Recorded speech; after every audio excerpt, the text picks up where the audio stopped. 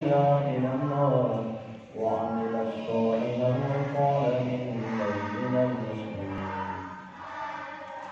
Alhamdulillah,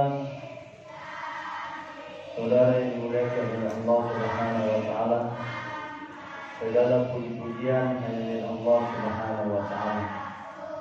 Tidak ada yang pantas kita puji sebagai hamba Allah Subhanahu wa taala yang dihidupkan oleh Allah, yang diberi rezeki oleh Allah, yang dijaga oleh Allah, yang dipelihara oleh Allah, yang hidup di buminya Allah.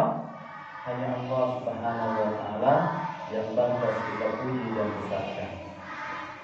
Saudara yang muliakan Allah Subhanahu wa taala, bersyukur adalah kalimat yang harus sering kita ucapkan, yang harus sering kita biasakan di dalam kehidupan kita ini atas seluruh nikmat-nikmat Allah Subhanahu wa taala yang Allah Taala berikan kepada kita. Karena sesungguhnya tidak ada satupun yang datang dalam kehidupan kita, semuanya adalah anugerah, pemberian dari Allah Subhanahu wa taala. Sehatnya kita karena disehatkan oleh Allah.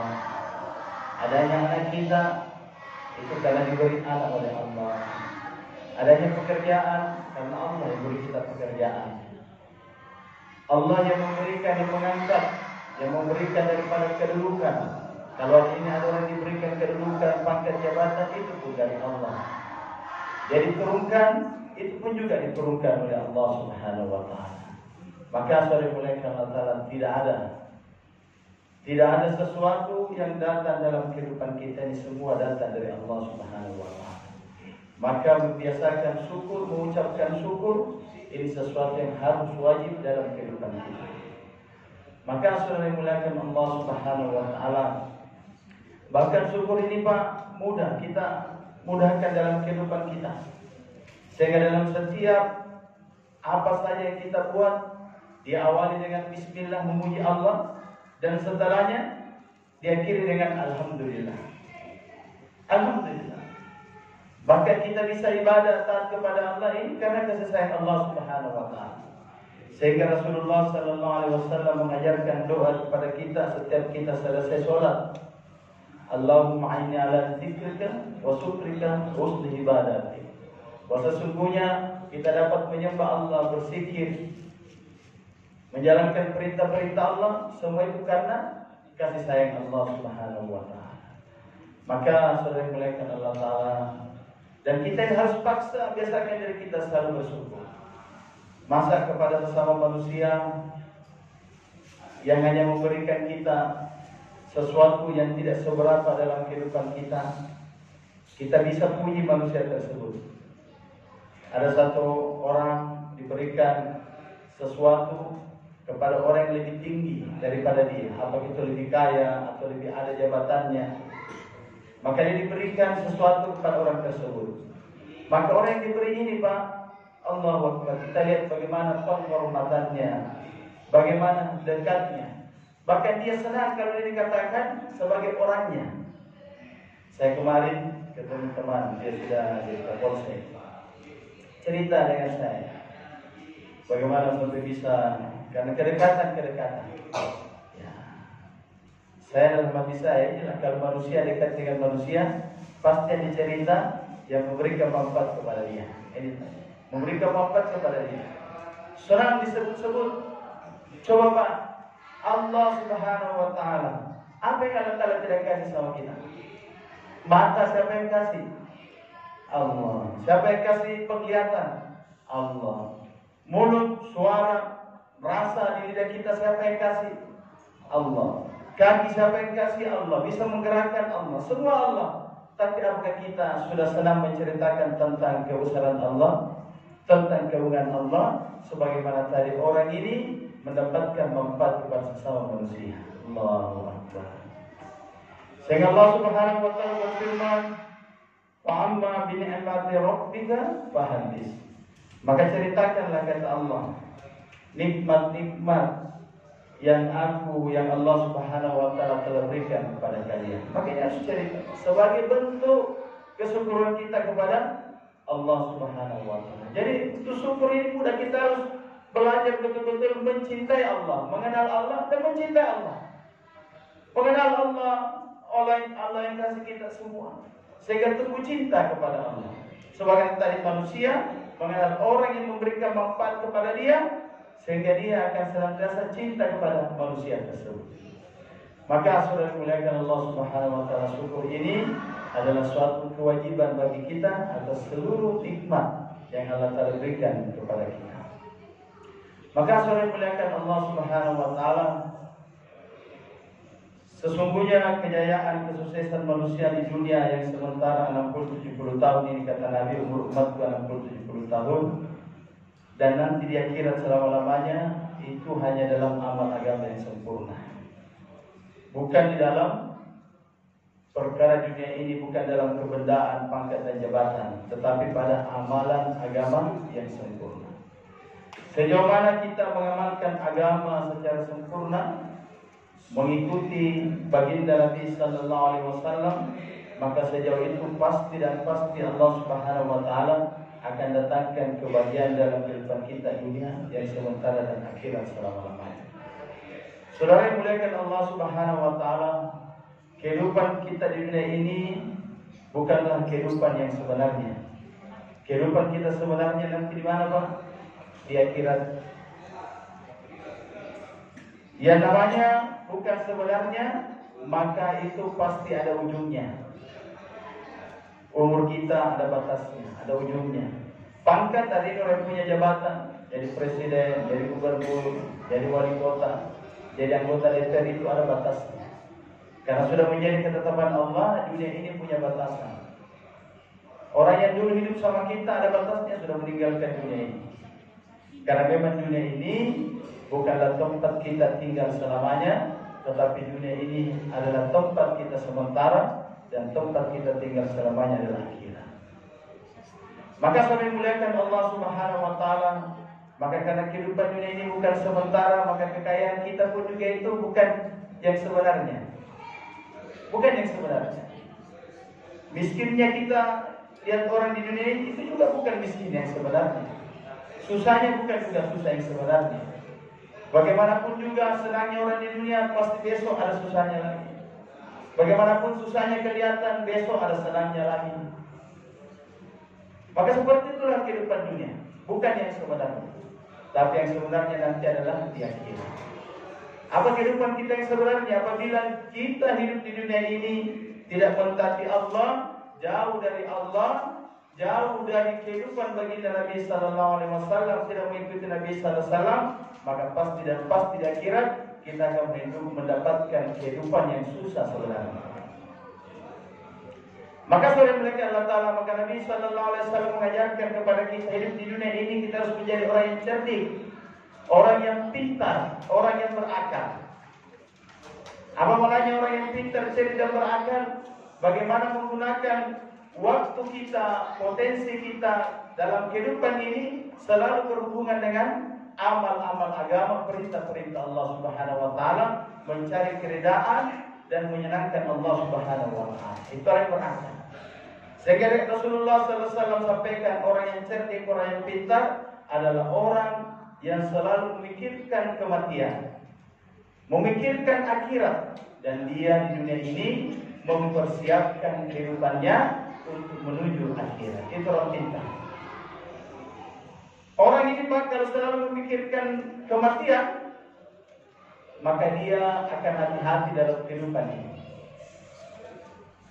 Maka kita selalu dianjurkan lagi untuk selalu banyak mengingat kematian. Karena yang akan menghancurkan kecintaan dunia kita ini adalah selalu ingat kematian. Menghancurkan kenikmatan dunia sehingga kita tidak terlalu mengejar dunia ini adalah banyak ingat kematian. Maka Nabi menganjurkan kepada kita banyak-banyak ingat kematian. Orang yang banyak ingat kematian, maka dia akan hati-hati melangkah dalam kehidupannya. Dia lihat ini perintah Allah, ini ada kebaikan, ini sunnah Nabi, dia kerjakan. Dia melangkah, dia lihat ini larangan Allah, ini larangan Nabi, dia tinggalkan. Ini kalau orang selalu mengingat akhirat dan mengingat kematian. Karena dia yakin di akhirat itu hanya ada dua. hanya ada dua keadaan, hanya dua tempat, yaitu surga dan neraka. Maka di dunia ini dia buat jalan-jalan tadi, mempersiapkan. Ini kebaikan, ini perintah Allah, ini perintah Nabi, ini jalan menuju surga, cepat kerjakan. Dan juga ajak orang untuk mengerjakannya. Dia lihat setiap langkahnya, ini larangan Allah, ini larangan Nabi, ini jalan menuju neraka, maka tinggalkan. Dan ajak juga orang untuk meninggalkan perkara tersebut. Ini orang yang cerdik hidup. Maka sahabat muliakan Allah Ta'ala, kita harus cerdik seperti ini. Sahabat muliakan Allah Ta'ala, kehidupan kita di dunia 60-70 tahun singkat. Kalau kita tidak cerdik, celaka kita. Celaka kita. Dan hanya satu kali. Satu kali, Pak. Tidak ada dua kali.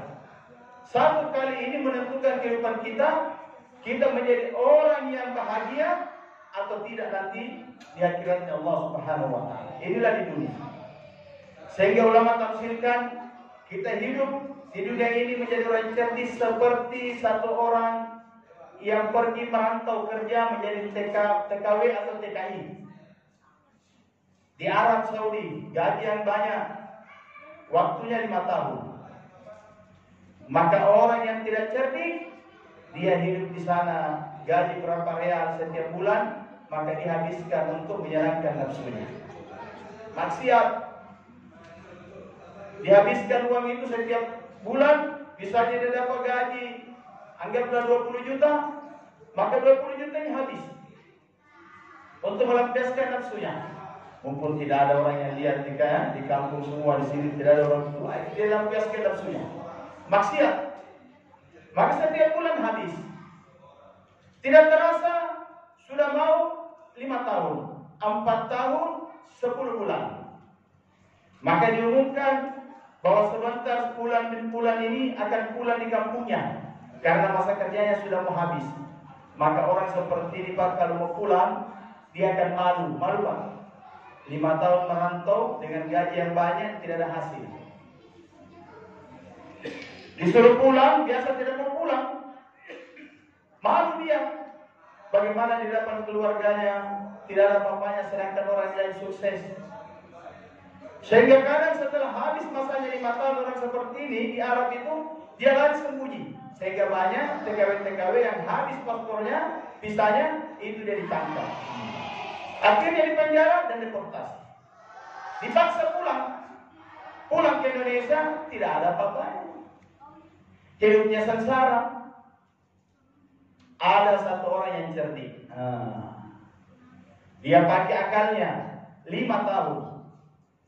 Gaji 20 juta, dia simpan 5 juta. 15 jutanya setiap bulan dia kirim ke orang tuanya. 10 bulan 150. Kalau 12 bulan berapa Pak? 170 ya, kurang lebih 170. Di surat pertamanya ini sudah ada uangmu 170. Mak, sudah ada uangmu 170? Ada. Cari-carikan saya tanah.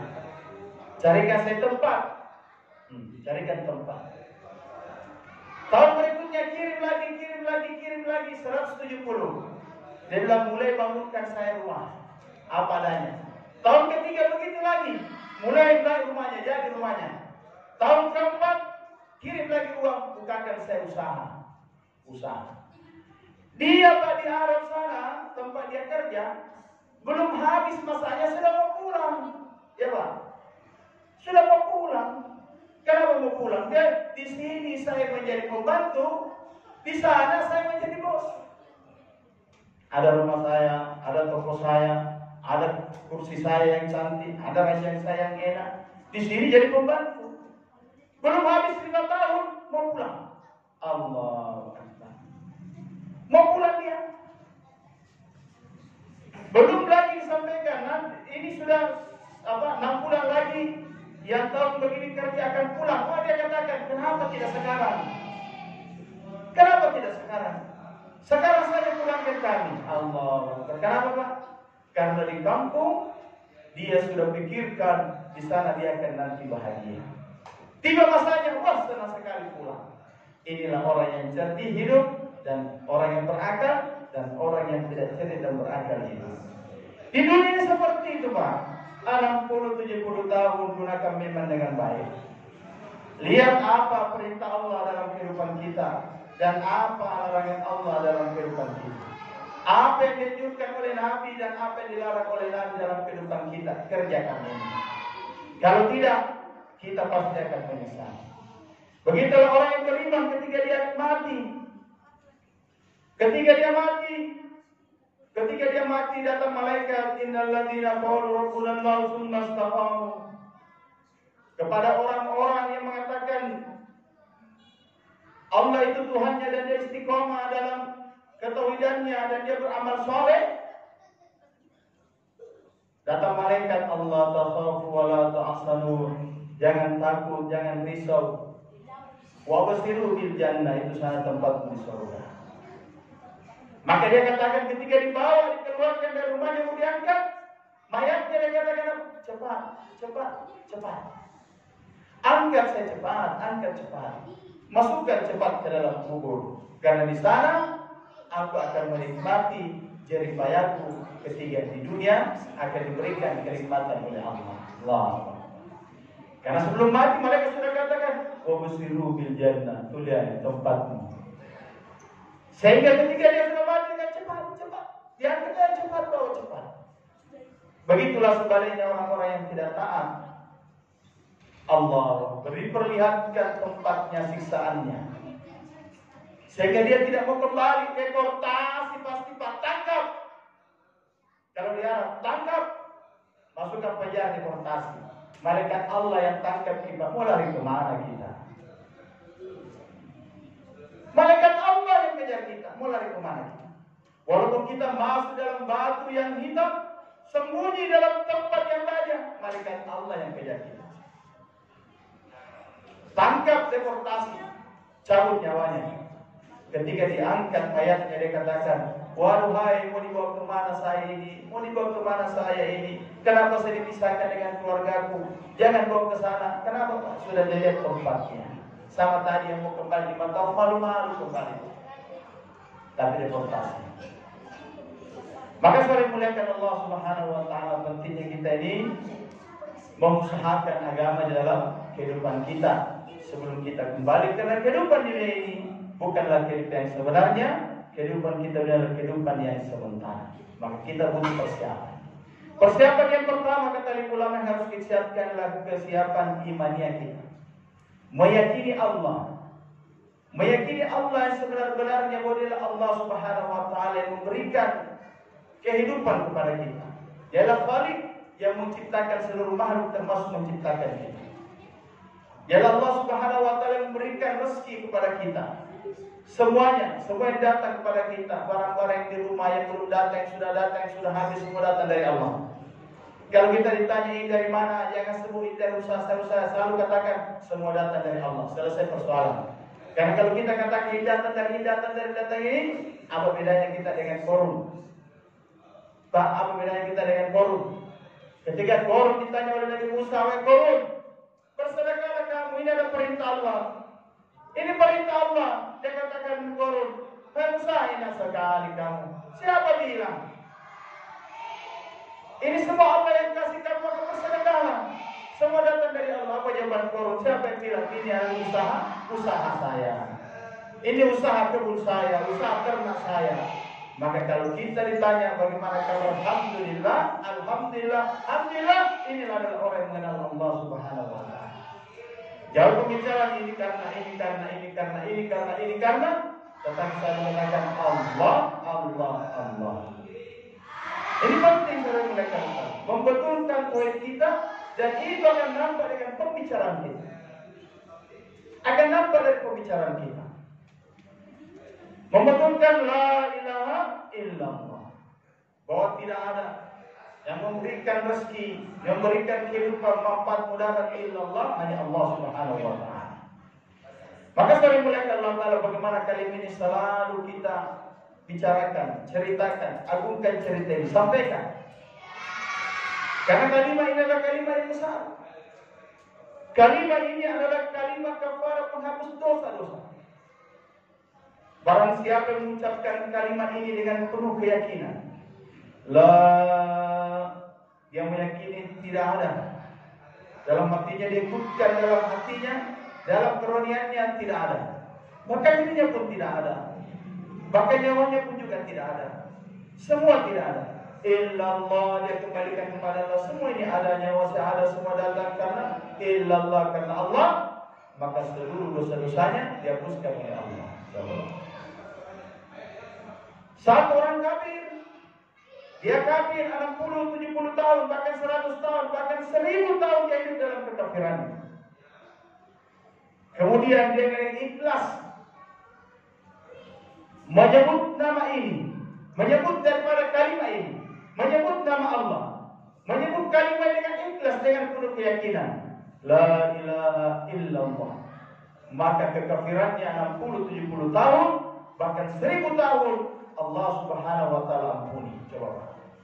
Bahkan dalam satu hadis, seluruh kekafirannya, dosa-dosanya selama dia kafir 60-70 tahun bahkan lebih, itu diganti dengan kebaikan-kebaikan. Wow. Ini orang kafir yang mengucapkan tak diampuni dosanya.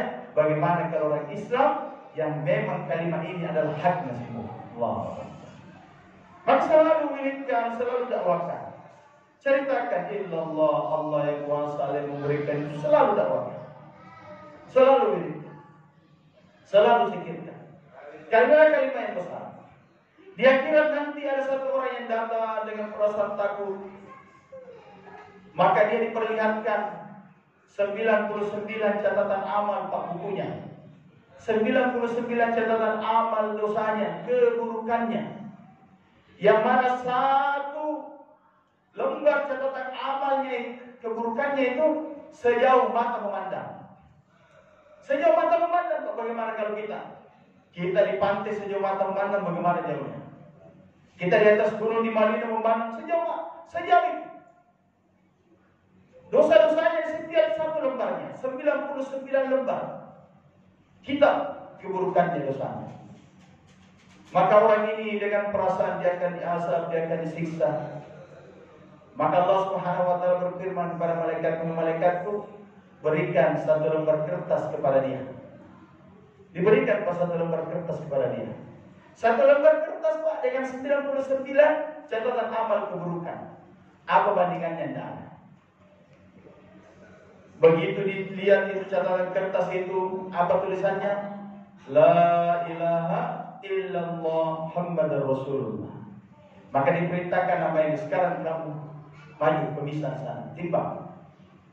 Maka dengan penuh ketakutan dia menganggap pasti saya akan diazab, pasti saya akan disiksa. Allah Ta'ala berfirman, hari ini pengadilan yang sesungguhnya, tidak ada kezaliman. Maka dia datang ke sana, maka diletakkanlah 91 saat dalam timbangan ini bisa diletakkan 99 catatan amal keburukannya, dosanya, dan satu lembar kertas bertuliskan la ilaha illallah Muhammadur Rasulullah, diletakkan dalam timbangan lain.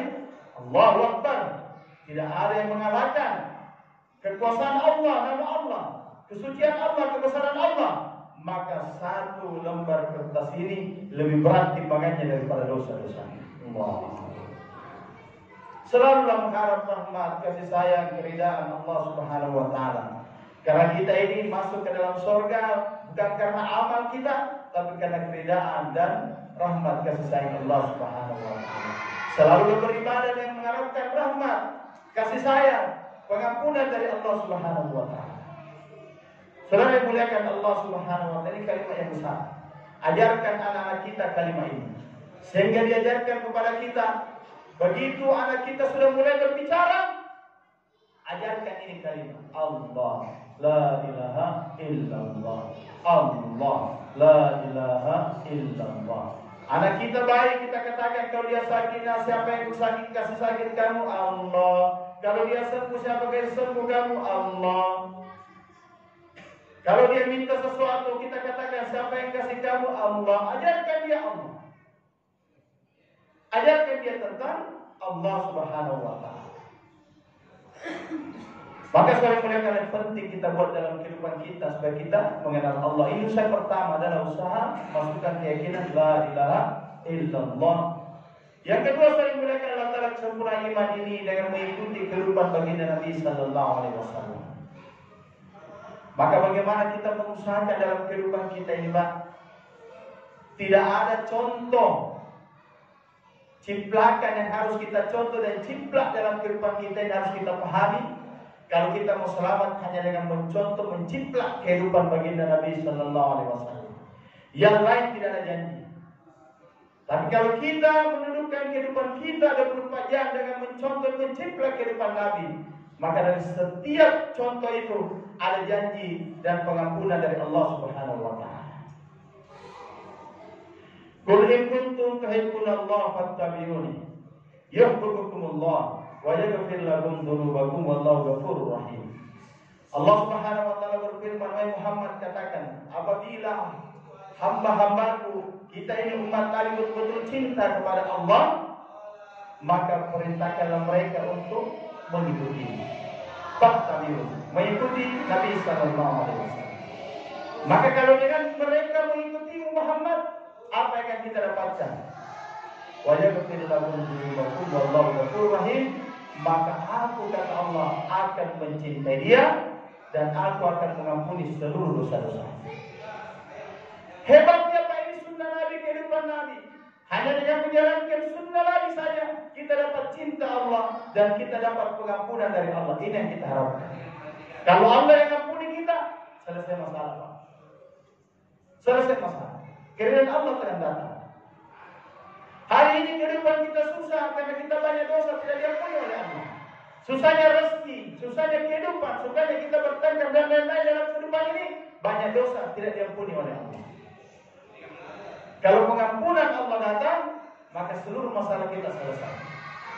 Maka jalan untuk mendapatkan pengampunan diberikan kepada kita dari yang mengikuti sunnah baginda Nabi Sallallahu Alaihi Wasallam. Coba Pak, kita minum cara Nabi dengan tangan kanan, kelingking di bawah, kemudian kita minum bismillah, masuk alhamdulillah, kita sudah nikmati pemberian Allah, kemudian kita dicintai Allah, diampuni lagi dosa gara-gara minum. Mudah tidak? Mudah sekali. Hanya dengan minum kita menikmati pemberian Allah, kita mendapat cinta Allah, kemudian diampuni dosa-dosa kita karena minum. Allah. Begitu pun juga dengan yang lain. Masuk rumah, keluar masuk WC, masuk keluar masjid, naik kendaraan dengan cara Nabi, itu akan kita dapatkan 3 perkara tersebut. Maka saudara muliakan Allah Subhanahu wa taala, penting sekali kita mengusahakan dalam kehidupan kita untuk menghidupkan sunnah baginda Nabi sallallahu alaihi wasallam dalam kehidupan kita 1 kali 24 jam. Belajar kita, Pak. Tanya kepada ulama bagaimana menghidupkan sunnah Nabi sallallahu alaihi wasallam dalam kehidupan kita. Kemudian saudara muliakan Allah Subhanahu wa taala, perkara yang kedua yang kita usahakan supaya kita nanti selamat, yaitu bagaimana kita mengusahakan amal agama betul-betul wujud dalam kehidupan kita. Seseorang ini tidak hanya mengaku beriman, tetapi pengakuan iman ini harus wujud dengan amal. Harus dengan amal. Innama ya'muru masajidallah man amana billahi wa bil yawmil akhir. Sesungguhnya orang-orang yang memakmurkan masjid-masjidku, kata Allah, mereka itu adalah orang yang beriman kepadaku dan hari akhirat. Jadi pengakuan iman seseorang itu, Pak, dengan amal, dengan wujudnya amal. Dan amal yang paling tinggi yang kita usahakan wujudkan dalam kehidupan kita dan kehidupan umat ini adalah amalan sholat. Amalan sholat. Hari ini, Pak, kita lihat, memang kalau kita lihat di masjid kita ini, alhamdulillah sudah banyak yang sholat. Di masjid-masjid yang lain juga ada banyak yang sholat. Tetapi kalau kita keluar, kita mau pakai alat di luar, kita lihat orang yang sholat dengan tidak sholat, lebih banyak orang yang buat kemungkaran daripada orang yang sholat. Lebih banyak. Maka terjadinya kemungkaran di mana-mana karena sholat belum menjadi suatu kebiasaan dalam kehidupan umat ini. Belum menjadi sesuatu yang dijaga oleh umat ini. Padahal kalau sholat Pak ini dijaga, maka Allah Subhanahu wa taala jamin, maka kehidupan umat ini akan baik dan umat ini akan mudah meninggalkan perkara yang mungkar dalam kehidupan umat ini. Allah Subhanahu wa taala berjanji pada dalam Al-Qur'an, "Inna sholata tanha 'anil fahsya'i wal munkar." Bahwa sesungguhnya salat seseorang akan mencegah dia dari perbuatan keji dan mungkar. Jadi kalau kita mau lihat Pak, bagaimana keadaan ini baik, maka jaga sholat dan ajak juga orang sholat untuk mendirikan sholat. Kalau mau baik kehidupan keluarga kita dirikan sholat, ajak anak-anak kita, istri kita juga dirikan sholat. Kalau Pak RT, Pak Lurah mau masyarakatnya baik, Pak RT, Pak Lurah, camat, wali kota, gubernur jaga sholatnya dan juga ajak masyarakatnya untuk mendirikan sholat. Sehingga kehidupan umat ini akan jauh daripada kehidupan yang mungkar dan nakir. Maka saudara mulia Allah Ta'ala, penting kita menggalakkan sholat. Karena dalam sholat ini terdapat kafarat penghapus dosa, Pak. Dari setiap apa yang kita buat, mendapatkan pahala dan mendapatkan pengampunan dosa. Inilah amalan sholat, mulai awalnya sampai kembali begitu banyak pahalanya. Baru kita persiapan di rumah, berwudu dengan sempurna. Barang siapa berwudu dengan sempurna, berjalan ke masjid, langkah kakinya sudah mendapatkan pahala, pengampunan dosa, pengangkatan derajat. Dia tiba di masjid, dia baca doa, Allahumma ftah abwaab rahmatik. Ya Allah, bukakanlah pintu-pintu rahmatmu. Dia masuk ke masjid, langsung malaikat bilang apa? Allahumma ghfir lahu warhamhu, kepada kita semua ini. Ya Allah, ampuni dia, sayangi dia, diampuni lagi. Tadi sudah jalan diampuni, masuk masjid diampuni lagi. Rahmati dia. Tadi jalan sudah dikasih rahmat, dalam masjid dirahmati lagi. Kemudian dia berdiri, dia sholat bersama imam, ambil saf yang kanan. Barang siapa yang sholat mengisi saf yang kanan, dia akan mendapatkan rahmat Allah Subhanahu wa taala. Allah merahmati orang yang mengingat saf sebelah kanan. Kemudian takbir iqamah. Allahu Akbar, Allahu Akbar. Dia cepat maju kepada rahmat Allah, mengisi saf yang kosong. Barang siapa yang berjalan untuk mengisi saf yang kosong, Allah Subhanahu wa taala memberikan rahmat kepada dia. Makanya Pak bilang, maju. Cepat, itu rahmat Allah. Barang siapa menyambung saf, maka Allah Subhanahu wa taala akan menjambur rahmatnya kepada dia. Subhanallah. Sampai kita pulang, sampai kembali ke rumah, orang yang berjalan ke masjid sampai dia pulang seperti orang yang pergi berihram. Coba lihat. Pahalanya begitu besar. Maka penting kita kerjakan dan ajak juga orang untuk mengerjakan sholat. Allah. Maka saudara yang muliakan Allah Subhanahu wa taala, untuk mendapatkan sholat yang sempurna maka perlu kita belajar ilmu agama. Tidak ada alasan bagi kita pas sekarang ini tidak belajar. Tidak ada. Bahkan nanti di akhirat kita akan ditanya kalau kita tidak amalkan agama dengan sempurna. Karena di belahan dunia mana saja ini, apalagi kalau kita mungkin selatan, sudah mudah sekali kita dapatkan ustaz-ustaz, ulama-ulama yang ada di sekitar kita. Tinggal kita datang kepada dia belajar tentang perkara dunia dan perkara agama. Siapa yang berjalan menuntut ilmu, satu ilmu, untuk mengatur satu ilmu, itu pahalanya sama dengan 100 rakaat sholat sunnah. Menuntut satu bab ilmu, pahalanya sama dengan 1000 rakaat sholat sunnah. Berjalannya menuntut ilmu, para malaikat akan membentangkan sayapnya mendoakan rahmat kepada dia. Allahu Akbar. Maka ini penting kita menuntut ilmu, datang kepada ustaz-ustaz kita. Apalagi ada siswa ustaz, Pak Imam ini, Masya Allah.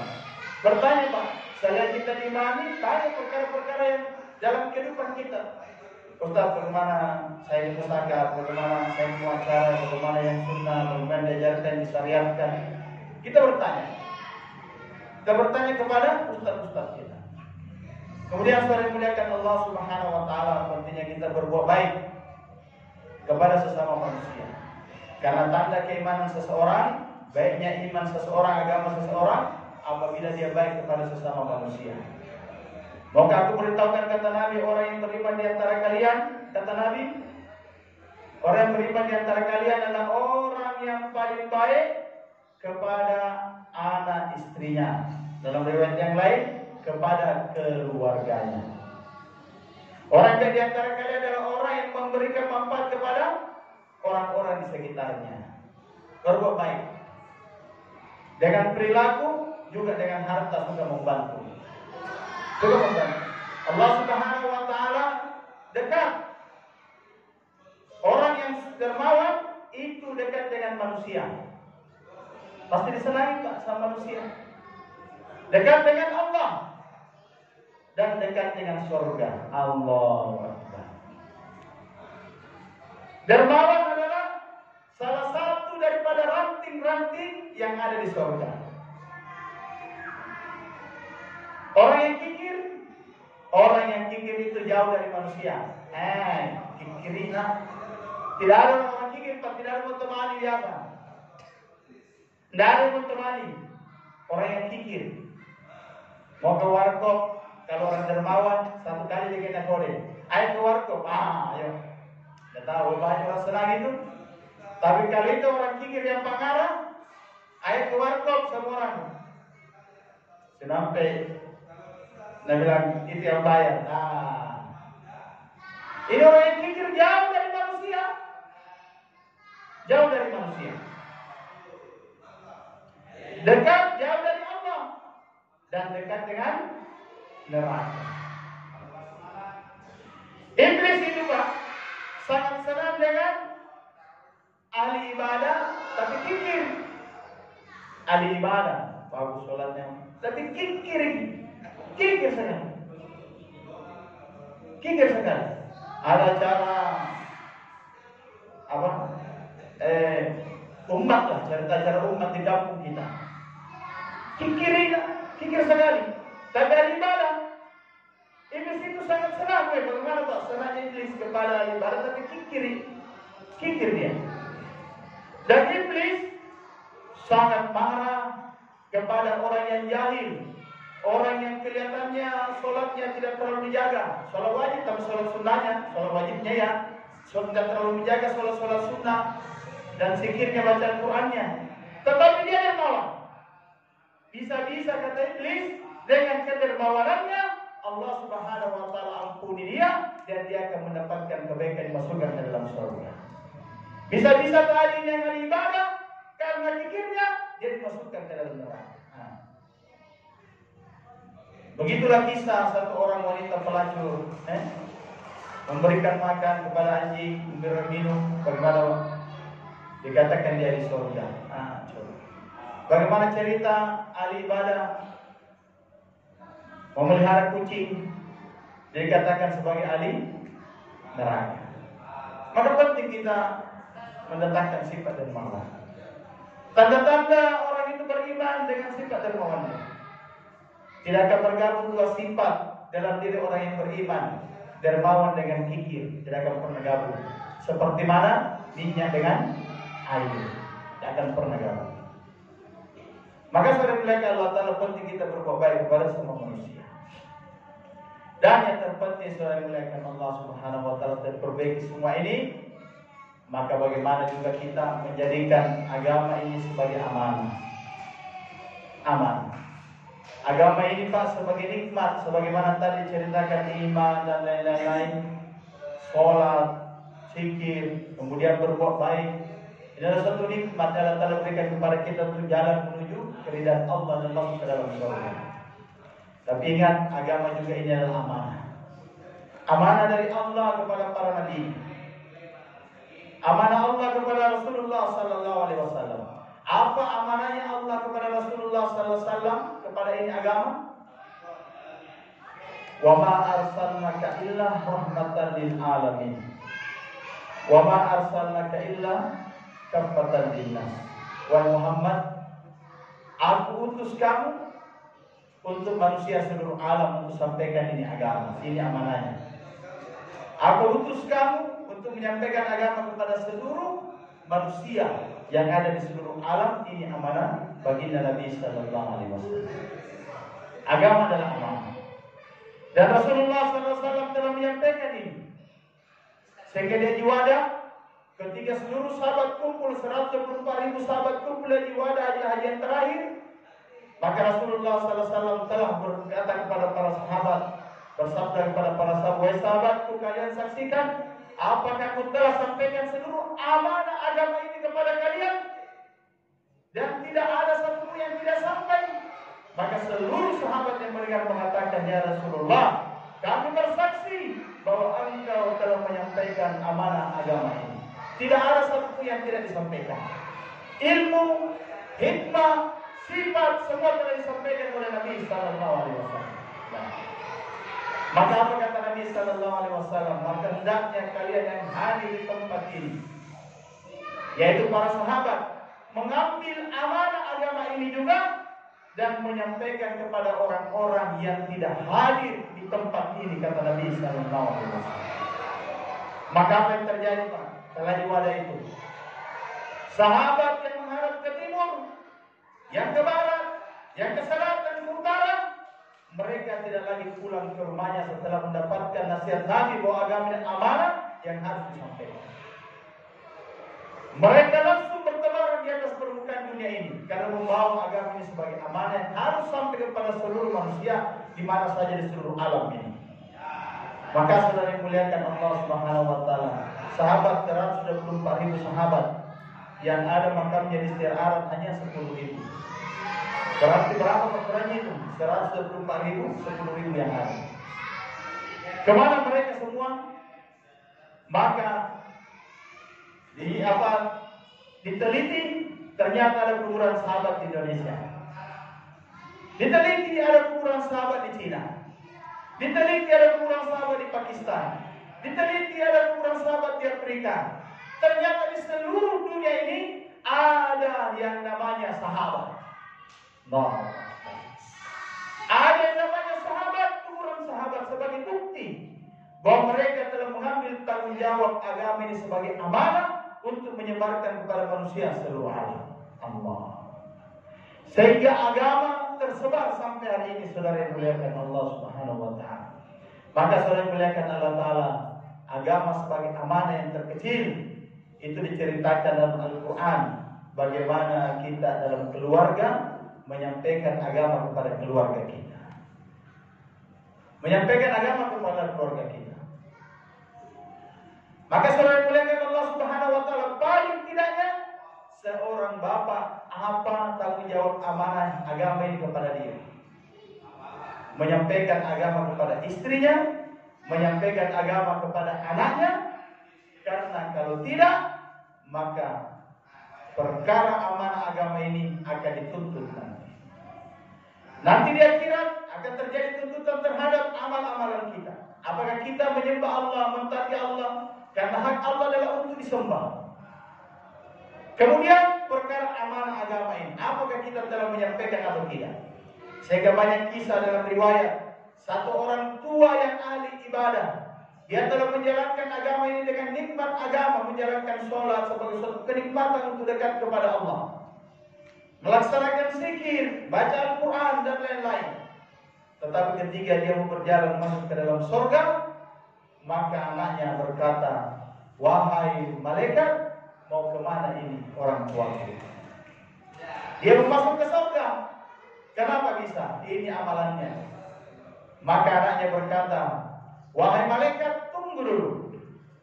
Saya ini anaknya, hidup dengan dia 20-30 tahun. Saya tidak diperkenalkan bahwa ada sholat yang akan mendatangkan kebahagiaan. Ada baca Al-Quran yang akan mendatangkan kebahagiaan. Ada zikir yang akan mendatangkan kebahagiaan dunia akhirat. Saya tidak rela. Saya tuntut dia. Saya masa saja neraka dan dia masuk ke dalam surga. Maka saudara muliakan Allah Ta'ala, ini akan dituntut nanti. Tentang nikmat kita akan dituntut bagaimana kita dengan Allah. Dan juga tentang amanah agama ini, ada orang-orang sekitar kita yang akan menuntut kita. Maka saudara muliakan Allah Ta'ala, amanah agama bagi keluarga bapak menyampaikan kepada istri dan anaknya. Agama tetangga kepada tetangga yang lain menyampaikan agama. Amanah agama kepada satu teman kepada teman yang lain menyampaikan agama kepada temannya agar temannya juga selamat. Maka saudara yang muliakan Allah Subhanahu wa taala, dua perkara ini harus kita buat. Menjalankan perintah Allah dan juga menyampaikan amanah agama ini kepada orang-orang di sekitar kita. Sehingga kita nanti insya Allah akan masuk ke dalam keridhaan Allah dan akan dimasukkan ke dalam surganya Allah Subhanahu wa taala karena menjalankan dua tugas dan tanggung jawab ini. Maka saudara yang muliakan Allah Subhanahu wa taala, inilah maksud tak salam jemaah datang untuk memberikan edukasi kepada kita bahwa kita ini bukanlah umat yang diperintahnya untuk ibadah saja, tetapi kita juga adalah umat yang diperintah selain ibadah, adalah umat yang diperintah untuk menyebarkan kebaikan, menyampaikan amanah agama ini, mendakwakan agama. Dakwah ini gampang sekali. Tidak mungkin perintah dakwah ini diwajibkan kepada umat Muhammad sallallahu alaihi wasallam. Gampang sekali. Kalau tidak gampang sekali. Orang bisu Pak, hari ini dakwah di mana-mana dengan bahasa isyarat. Bahasanya apa itu dakwah? Ini sebentar sekali apa itu dakwah? Dakwah adalah mengulang-ulang kebaikan yang kita dengar, yang kita baca, yang kita lihat kepada orang-orang di sekitar kita. Itu saja, mengulang-ulang. Kita dengar ada bicara ini, kita baca YouTube, ada begini, lihat ini. Maka jumpa teman, tadi subhanallah, ada saya baca, ada saya lihat, ada saya dengar. Mengulang kebaikan yang kita dengar, mengulang sesuatu yang kita baca, mengulang sesuatu yang kita lihat, dan itu adalah kebaikan. Maka sebarkanlah kepada orang-orang di sekitar kita. Dakwah ini gampang. Gampang sekali dakwah. Maka sering belajar Allah Ta'ala bagaimana kita melibatkan diri kita untuk buat kerja ini, ibadah, dan menjalankan dakwah, menjalankan agama sebagai amanah kepada kita semua. Semoga apa yang kita musyawarahkan, Allah Ta'ala berikan kita kepahaman dan kita siap untuk amalkan semua. Semoga menjadi diterima oleh Allah Subhanahu wa taala. Subhanallah wa bihamdihi, subhanallah wa bihamdika, sallallahu ilaha illa anta, atubu ilaik. Assalamualaikum warahmatullahi wabarakatuh.